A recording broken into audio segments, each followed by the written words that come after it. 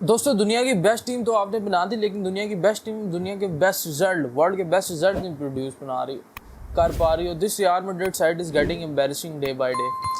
Real Madrid की बात करें दोस्तों, इतनी गंदी परफॉर्मेंस हम पिछले साल किलियन एम्बापे के बगैर नहीं दे सके। यानी किलियन एम्बापे को हम पिछले 2 साल से चेज करते रहे और 2 सालों में 2 चैंपियंस लीग टाइटल जीत गए। क्या बेलिंगम और किलियन एम्बापे को चेज करते करते किलियन एम्बापे है भाई।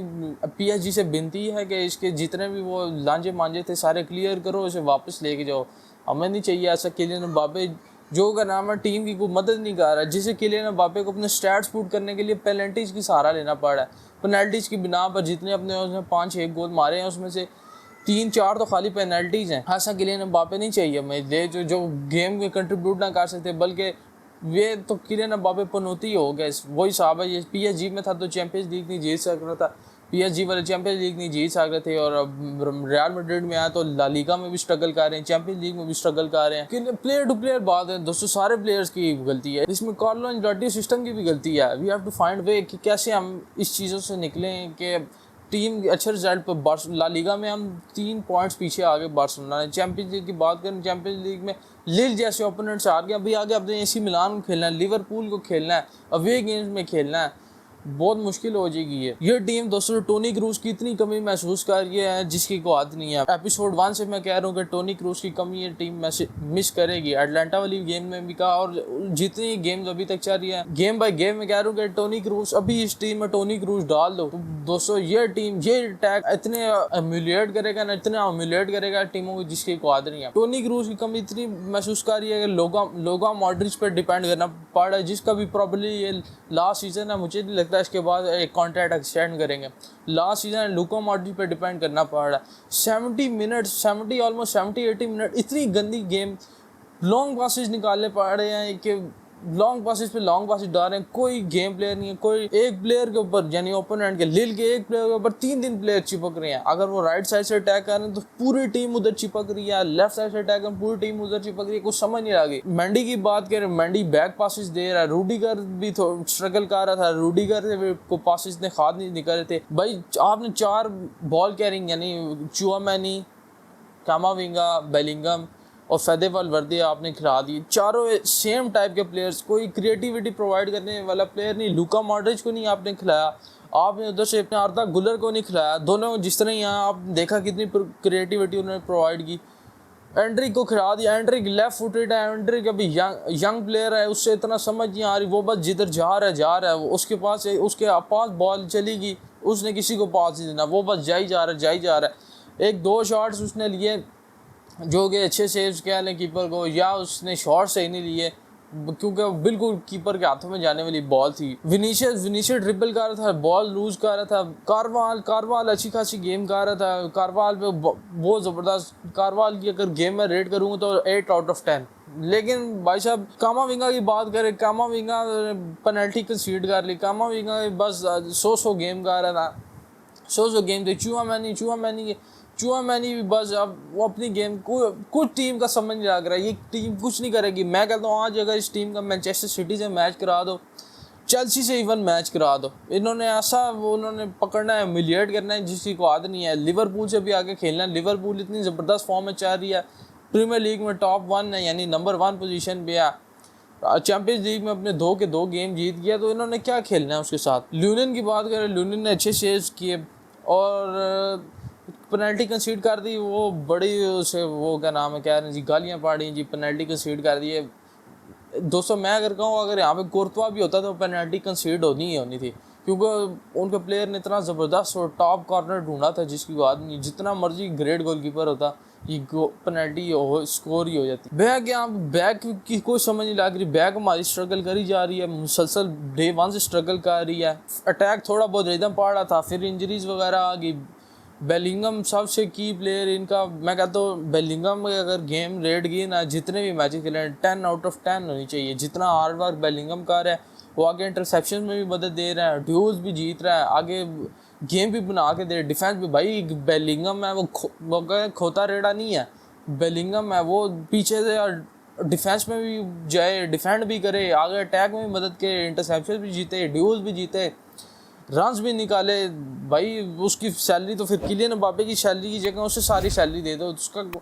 किलियन एम्बापे दोस्तों, बस किलियन एम्बापे की मुझे अब समझ नहीं आ रही। किलियन एम्बापे को बस अब रेस्ट कराओ, विनीसियस और रॉड्रिगो के साथ खेलो और पिछले साल वाला गेम अटैक जो सा था, पिछले साल वाला जो प्लान था वो करो, क्योंकि कार्लो एंचेलोटी को ना अब ये सीरियस होती जा रही हैं थिंग। यहाँ से अगर आप आगे अभी आप एल क्लासिको आ रहा है बार्सिलोना का, विला रियल के साथ अभी मैचेस है, वही लिवरपूल के साथ है, एसी मिलान के साथ है।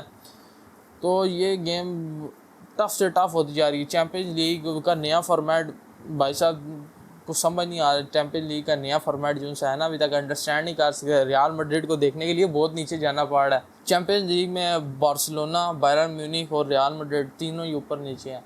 वही बात, हम तीन भाई, तीनों ही तो भाई ये देखना पड़ेगा। नहीं तो अभी मुझे लग रहा है एक मैच अगर ला लीगा में एक आधा मैच, एक या दो मैच और आगे, लीग ख़त्म।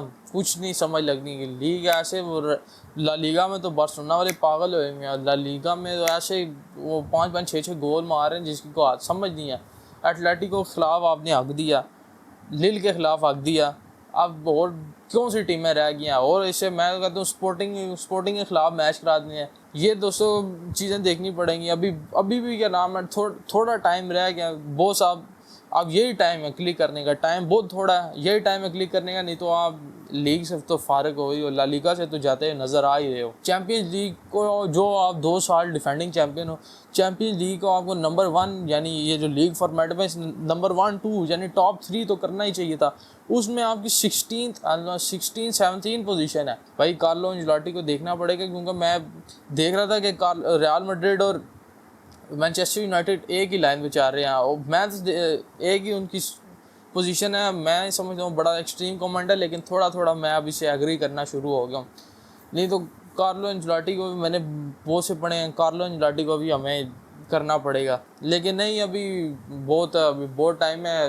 कार्लो एंचेलोटी निकालेगा, रिकॉर्ड मैन है, सब कुछ एक्सपीरियंस है अगले के पास।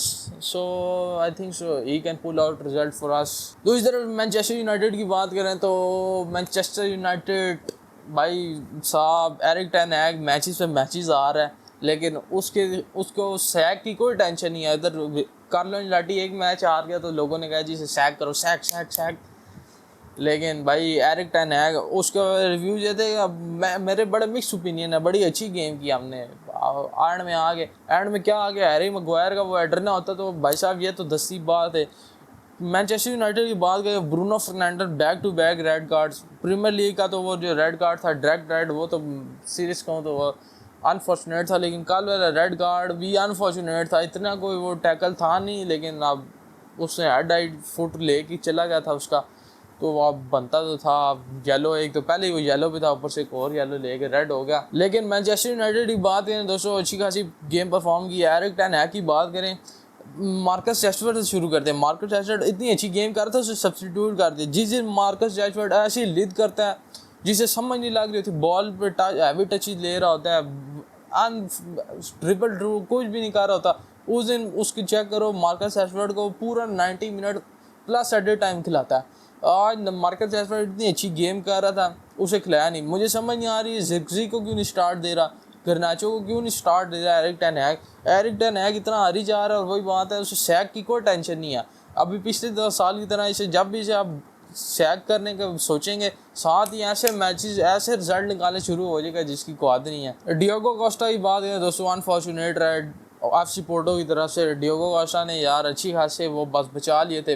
रैशफोर्ड वाला तो मैं कहूँगा रैशफोर्ड का जो गोल कंसीड किया वो तो मैं कहूँगा भाई प्योर नायली उसकी, लेकिन जो दूसरा गोल कंसीड किया वो मैं कहूँगा अनलकी रह गया डियोगो कोस्टा, क्योंकि इतनी पावरफुल शॉट थी, उसने हाथ भी लगाया लेकिन फिर भी गोल हो गया। मैनचेस्टर यूनाइटेड ना वही बात है, गर्नाचो को भी स्टार्ट नहीं करा रही, ना ज़िरक्ज़ी वगैरह को स्टार्ट करा रही है। हैरी मैग्वायर को बेंच किया आज। हैरी मैग्वायर भाई शुक्र है को हैरी मैग्वायर ने मैनचेस्टर यूनाइटेड की भी है हेल्प की है कोई मैच जीतने में, लेकिन ये मैनचेस्टर यूनाइटेड का भी रियल मैड्रिड वाला हाल है। वही दो भाई, दोनों ही तो भाई दोनों का हाल सेम है। मैनचेस्टर यूनाइटेड में यूरोपा लीग में ऑलमोस्ट 22 पोजीशन पे है। ये तो मुझे लग रहा है थोड़े टाइम बाद ये कॉन्फ्रेंस लीग में चले जाएंगे, यूरोपा लीग से भी निकल के जो इनके इलाज आ रहे हैं ना। लेकिन मैनचेस्टर यूनाइटेड की अगर बेहतरी के लिए बात हो, मैनचेस्टर यूनाइटेड अगर टेरेबल जीतना चाहती है या चैंपियंस लीग में वापस आना चाहती है तो टेन हैग को तो सैक करना ही पड़ेगा। टेन हैग तो समझ नहीं आ रहा है क्योंकि उसके रिजल्ट्स भाई दिन ब दिन, मैं प्रीमियर लीग में भी इनकी 12वीं-13वीं पोजीशन है, यूरोपा लीग में भी 21-22 स्टैंडिंग में है। तो ये बस अल्लाह तवक्कल ही चाह रहा साहब। बाकी बस आपकी तरह मैं भी मायूस हूँ, दिल दुखा है लेकिन टूटा तो नहीं है और उम्मीद का दामन छूटा तो नहीं। बाकी बस आज की इस वाली वीडियो में इतना ही। वीडियो पसंद आई है तो वीडियो को लाइक कर देना, चैनल को सब्सक्राइब करके बेल आइकन को दबा देना और मैं आपसे मिलूंगा किसी नेक्स्ट वीडियो में। Take care everybody and bye bye.